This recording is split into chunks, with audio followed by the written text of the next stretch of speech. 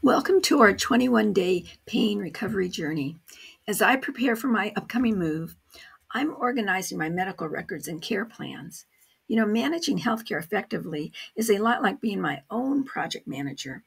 It's all about clear communication and tracking what works. That's why I keep this Comfort Wins journal. I document small successes, and it has dramatically improved how I communicate with my healthcare team. I'm even noting how I increase my comfort for my arthritis while I'm doing my packing, by taking small breaks after I fill just 3 boxes. Today, you're going to meet actually 3 empowered people who discovered how becoming their own advocates changed their recovery journey and how they learned to navigate the healthcare system with confidence. If you're finding these evidence based strategies helpful, please like and subscribe to join our supportive community.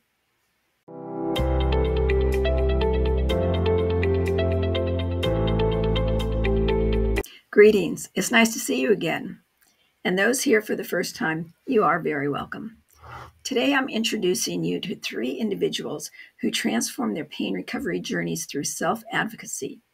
Charla, 39, is a middle school counselor who developed median arcuate ligament syndrome, or MALS. It's a rare condition causing severe abdominal pain after eating.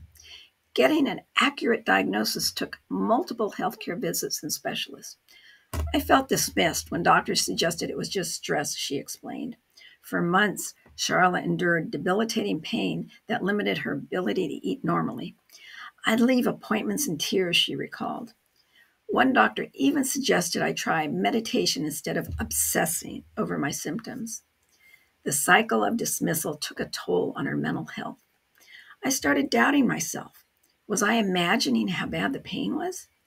Using her counseling skills, she began documenting her symptoms meticulously and researching her condition.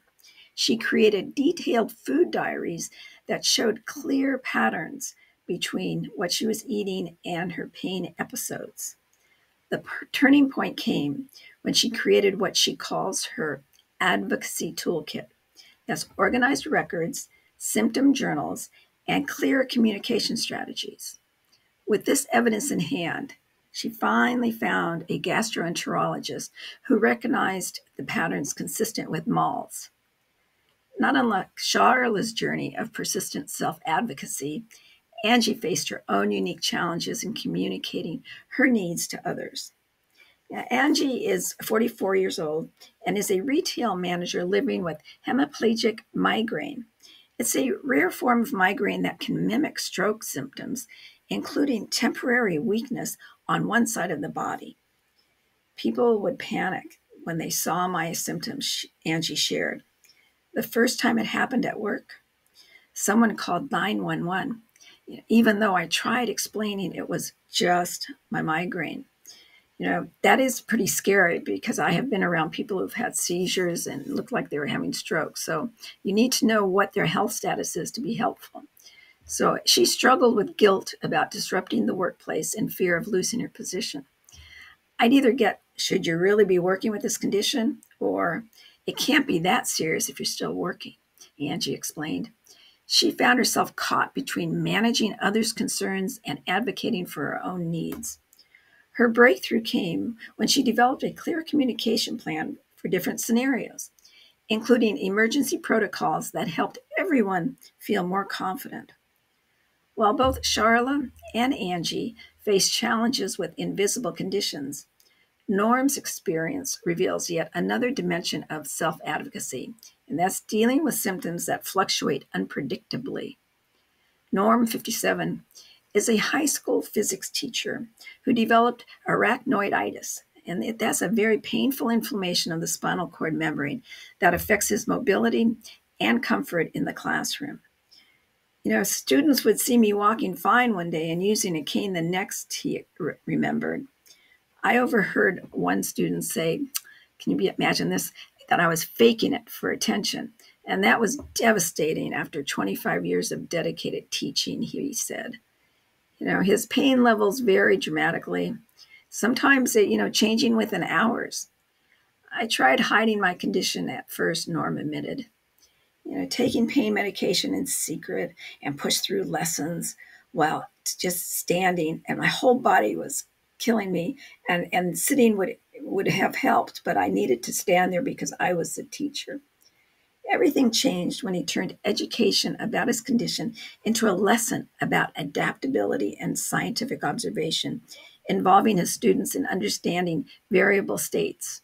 He compared his nervous system to an electrical circuit with intermittent connectivity issues, a metaphor his physics students immediately grasped. These three stories highlight different aspects of self-advocacy while sharing common themes of persistence and creative communication. Each person I've talked about transformed their challenging circumstances by becoming experts in their own experience. So let me share what science tells us about this crucial skill. The most recent research has revealed something remarkable about self-advocacy and pain recovery. The studies show that when patients are actively engaged in their healthcare decisions, they typically experience significantly better outcomes in pain reduction and functional improvement. So what's happening here is in the brain, the effect of self-advocacy makes the patient feel heard and validated by their healthcare providers. So there's an increased activity in the prefrontal cortex. That's the area responsible for decision-making and emotional regulation. This activation pattern correlates with reduced activity in brain processing centers. The mind-body connection plays a crucial role here. When we advocate effectively, we reduce the stress response that can amplify pain signals. So the cortisol levels, which is a key stress hormone, have been shown to decrease following positive healthcare interactions where patients feel that they've been heard and they end up feeling empowered. This doesn't mean pain isn't real or is all in your head. Quite the opposite. It means that psychological factors like feeling in control of your care can influence very real psychological pain processes, reinforcing the biopsychosocial model of pain science. So let's move on now and explore some practical ways to strengthen self-advocacy. Consider starting with symptom tracking like Charla, creating clear records of your experience. Or perhaps you can explore Angie's approach of developing situation-specific communication plans. And, Norm's strategy of turning challenges into teachable moments shows us how openness can create understanding. In our ongoing exploration of pain recovery, we'll continue examining different aspects of the biopsychosocial approach.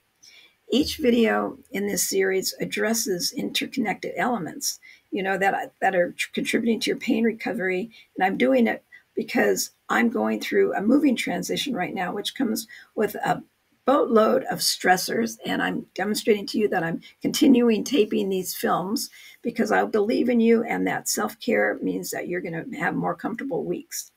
So the most powerful tool in your pain recovery journey might be just your voice. Self-advocacy isn't about confrontation. It's about clear communication and collaboration. So it's bye for now, and I'm wishing you a comfortable week.